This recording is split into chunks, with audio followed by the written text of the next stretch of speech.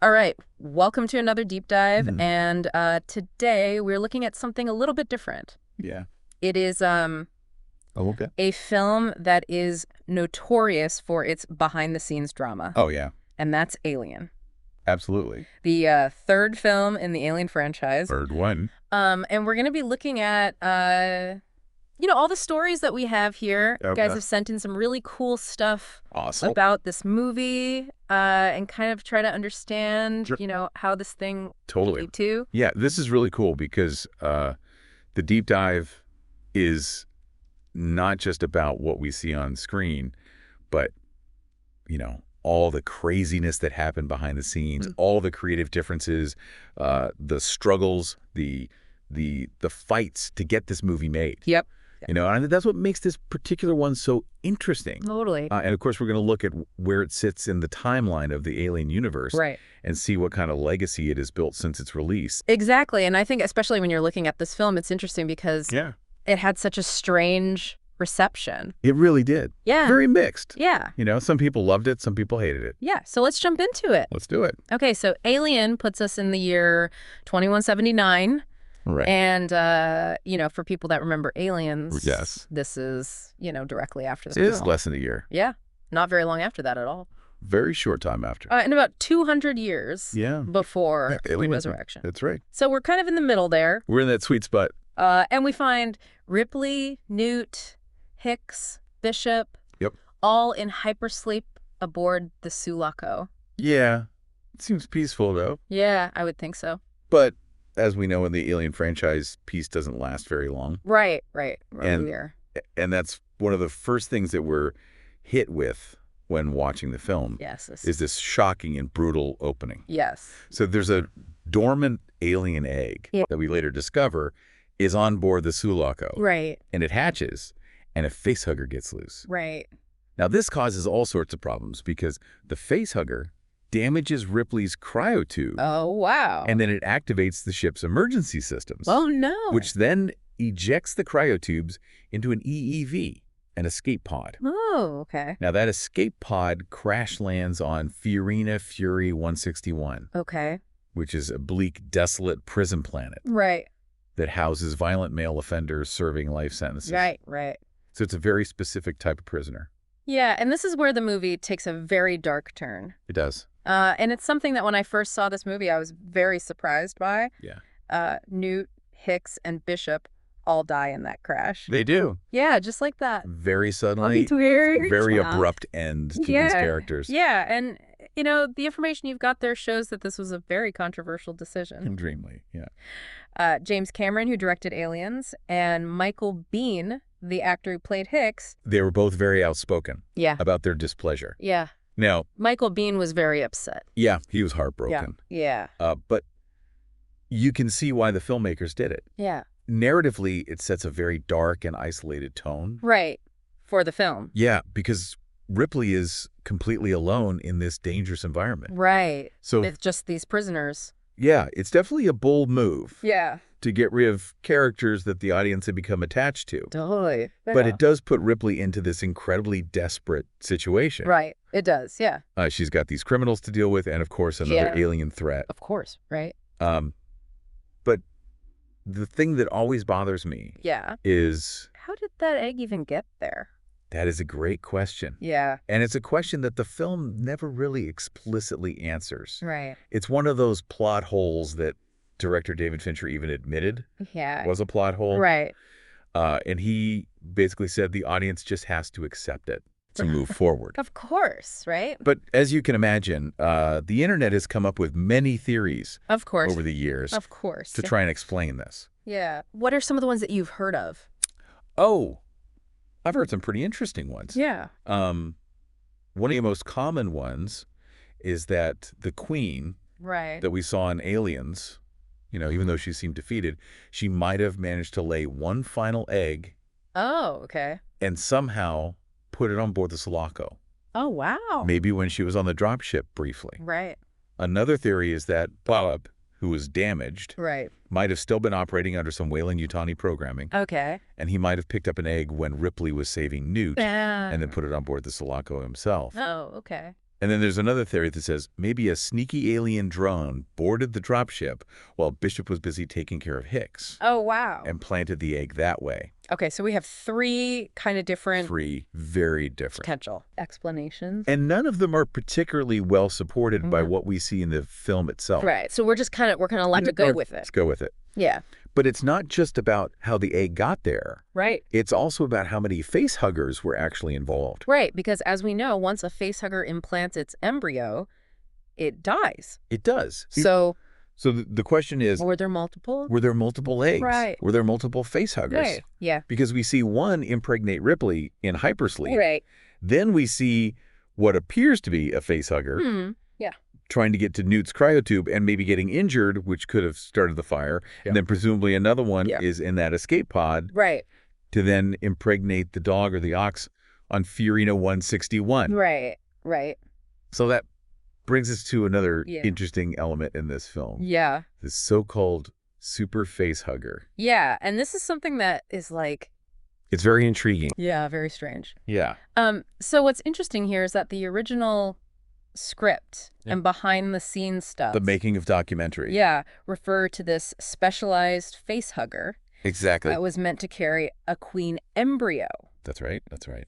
And this face hugger was supposed to be larger, darker, tougher skin. Yeah, it was a bit of a beast. Yeah, almost like a different, Yeah, much more menacing. species. Almost a Almost. subspecies. Yeah. And the idea was that this super face hugger Yeah. would impregnate both the animal, Right. which would lead to that quadrupedal alien that we see, Right. and also Ripley with a queen embryo. Oh, wow. You can actually see this super face hugger for a split second in the assembly cut Okay. when 2 prisoners are talking about what killed the ox. Okay. So it's like there. It's there, but it's so quick. It's not. You could barely see it. Yeah. Okay. Now, the theatrical version Right. just shows a regular face hugger. All right. So that's already one difference. And then we have the inconsistencies with Ripley's cryotube at the beginning Right. across the different versions of the film, Yeah. and even the novelization. Right. So in some versions, it's shown damaged. In others, it seems fine. Right. The novelization has a completely different sequence of events Oh, wow. where the facehugger hatches, gets injured on Newt's tube, Yeah. and then its acidic blood starts a fire. Oh, wow. And then the embryo escapes Newt's drowned body Oh, my God. after the crash Sure. and enters Ripley orally. Oh, my gosh. Yeah, it's very different That is wild. to what we see on screen. Yeah. So we're already starting off Already starting off with a lot of questions. like just a lot of confusion. A lot of confusion. Yeah. And that really sets the stage for the Right. behind-the-scenes turmoil that plagued this production. Yes. This movie is so notorious. It is infamous. Yeah. For how difficult the production was. Oh, yeah. Yeah. So we're talking about constant script revisions. Oh, pages Wow. and pages rewritten. Yeah. And we had a revolving door of director. It was like Grand Central Station. Right. Yeah. You had Rennie Harlan, Yeah. Vincent Ward, Stephen Hopkins, all considered Yeah. before David Fincher eventually stepped in. Right. And the budget just kept ballooning. Well, it started at a decent $45 million, Yeah. and it just kept growing Yeah. until it reached a massive $65 million. Yeah. And what really seemed to be driving this pressure cooker environment was 20th Century Fox. Yeah, they needed a hit, They needed a hit. and they needed it fast. They needed a hit fast. And according to the sources you've got, they set a release date right. before they even had a finished story. Which is never a good idea. It's a recipe for disaster, Yeah. especially for a film of this scale. And it really put David Fincher in a difficult position Oh, absolutely. because this was his feature film debut. First time directing a big studio movie, Yeah. and he was stepping into this already chaotic situation. Yeah, and when you look at the early script ideas that they were tossing around, it's just wild how different this movie could have been. It's mind-boggling. Yeah. So what were some of those other ideas? Well, we had William Gibson, Oh, wow. the famous cyberpunk author. Mm-hmm. He wrote a treatment that focused on Hicks and Bishop Oh, okay. on a space station where scientists were messing around with alien DNA, Oh, wow. and Ripley was in a coma for most of it. Okay, so completely different. Totally different. Yeah. Then you had Vincent Ward, Right. who was actually the director for a while. Yeah. He had this crazy idea of a wooden planetoid. A wooden planet. Yeah. What? Inhabited by monks. Monks, really? Yeah. Oh, wow. Living in this kind of medieval worldview, Okay. believing they were in some post-apocalyptic dark age. Oh, my gosh. And when Ripley and the escape pod arrive. They blame her for the alien attacks. Oh, wow. And they reject all modern technology. So very, like, Luddite. Very Luddite. Kind of. That's wild. It's a very different take on the Alien franchise. And it's monks versus aliens. Exactly. Monks versus aliens. That's a movie I want to see. Sounds pretty cool. Yeah. Then we had David Twohy, who later directed Pitch Black. Okay. He pitched a story set in a prison or an ore refinery. Okay, so we're getting closer to... Closer to what we ended up with. To what we ended up with. Yeah, but still pretty different. So they were really just throwing all these ideas at the wall. They were all over the place. Yeah. It just shows you the creative struggles that were happening before Fincher even came along. Right. So Fincher comes in. Yeah. He's ready to make his mark. Right. But he inherits all this baggage, you know, studio expectations, partially built sets from these abandoned scripts. I mean, they built a monastery set. They did. And then they had to figure out how to make a prison story work with a monastery set. That's wild. It's crazy. Yeah. So they're writing, shooting, and editing at the same time. Oh, my gosh. And on top of that, the studio's constantly breathing down their necks. Right. Requesting changes, giving notes. Oh, my God. It was a nightmare scenario. It sounds like a nightmare. It was a nightmare. Yeah. And it gets worse. Oh, no. Because the studio rejected Fincher's initial cut of the film. Yeah. And they ordered re-edits and reshoots without his consent. Oh, my gosh. Yeah, it was a mess. So the theatrical version of Alien is not David Fincher's film. It's not the film he wanted to make. Right. And, in fact, he disowned it. Yeah, he hates it. He hates it. Yeah. Which is understandable considering what he went through. Right. But thankfully, we have the assembly cut. Yeah, which is so much better. Much better. Yeah. This was released in 2003. Yeah. And it's considered to be much closer to what Fincher originally envisioned. Right. Yeah. It's got deleted scenes, restored elements. Yeah. Now, Fincher himself didn't oversee this version. Yeah. And he only agreed to it if they didn't call it a director's cut. Right. But he gave it his blessing. Right. And this version is much better received. Yes. Critically. Yeah, by critics and fans. Yeah. And I think for me personally, this is the version that I prefer. Absolutely. Because it feels more cohesive. It's a more complete film. It feels more complete. Yeah. Yeah, and one of the big differences in the assembly cut is... the creature's origin. Yes. So in the assembly cut, the alien bursts out of an ox. Right. Whereas in the theatrical version, it comes from a dog. Right. Now, you might think, oh, that's just a minor detail. Right. But it actually affects the alien's physical characteristics. Right, because it inherits traits from its host. Exactly. Yeah. So the ox alien looks different from the dog alien. Right. And it gives a slightly different feel to the film. Yeah, absolutely. Now, another thing that's interesting about this film is the overall tone and visual style. Right. Compared to Aliens. Right. It's a lot less action-heavy. Right. It's much more dystopian, claustrophobic, which makes sense considering it's set in a prison. Totally, yeah. And the alien itself is designed to reflect this environment. Right. So in the first Alien, the creature was dark, biomechanical, blending in with the ship. Right. In Alien, because there's so much rusty brown lead works, right.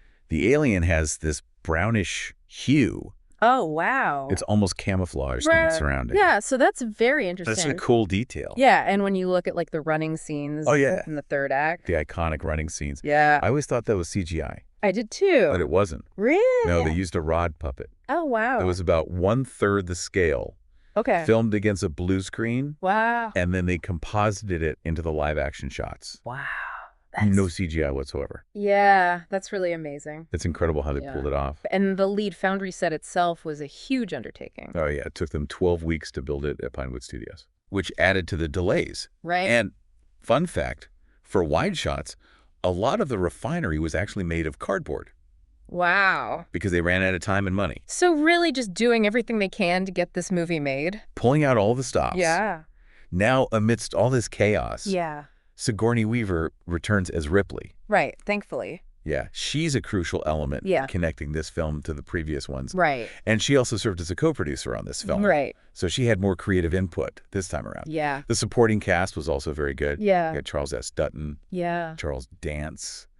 And a small appearance by Lance Henriksen. Yes. But of course, the decision to kill off Hicks and Newt was controversial. Yeah. Michael Biehn was not happy. Not happy. But Carrie Henn, who played Newt, was more philosophical about it. Yeah. She said, life goes on, She seems like she's just rolling with the punches. Yeah, she's got a good attitude about it. Yeah. Now, the prisoners themselves, they had a rather unusual Oh, backstory. they did, yeah. They were conceived as having double Y chromosomes Right, I remember that. as a way to explain their violent behavior. Yeah, which is... Now, this was based on a real-world genetic condition called XYY syndrome, Right. but science has since debunked any link between that and violence. Right. So it's an interesting detail, Yeah. but not scientifically accurate. Right, right. But the shaved heads, that was Fincher's idea. Okay. It gives them that intimidating look. Right. Now, there are also a lot of alternative storylines and deleted scenes that we could talk about. What are some of those? Well, we mentioned the super face hugger. Yeah. There was also a more developed storyline Yeah. for Golic, Right. the character Yeah. who's fascinated by the alien. Yeah. That was cut from the theatrical version, Yeah. but it's in the assembly cut. Right. And there was even a nightmare sequence for Ripley Really? that was never filmed. Wow. So the assembly cut really fleshes out the story. Yeah, it feels more complete. It does. Yeah. So after all that drama, Yeah. Alien finally hit theaters. Yeah. And the reaction was... It was mixed. Yeah. It was very mixed. Yeah. Critics in America were not impressed. They were lukewarm at best. Yeah, and the general public wasn't too thrilled either. No, it wasn't a big hit. But it did better overseas. It did. Yeah. A lot of international audiences and critics actually liked it. Really? Right. So it had a very different reception depending on where you were. Absolutely. And I think the assembly cut has really helped its reputation over time. It has. Yeah. It's gained a cult following, Yeah. and critics have reevaluated it, Yeah. appreciating its atmosphere and style. Yeah. And even James Cameron has Yeah. come around. He has. Yeah. He still doesn't like the character deaths, Right. but he admires Fincher's direction. Okay. He called Alien an interesting failure, at least an admirable film. Wow. So it's gone up in his estimation Right. over time. Right, right.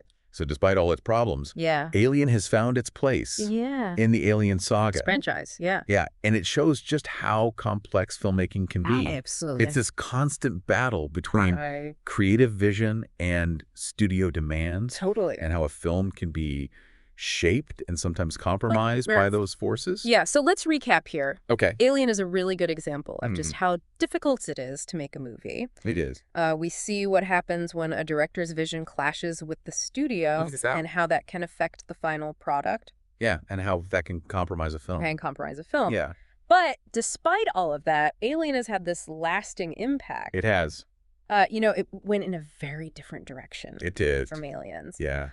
It explored this really bleak and unforgiving environment. It did. And it continued the evolution of this Yes. iconic alien creature. Absolutely. And the fact that we have these different versions of the film, right, underscores, really highlights The battle to make a cohesive artistic vision. exactly. Yeah. And it really makes you think about those different opening sequences Right. and how they changed the film. Right.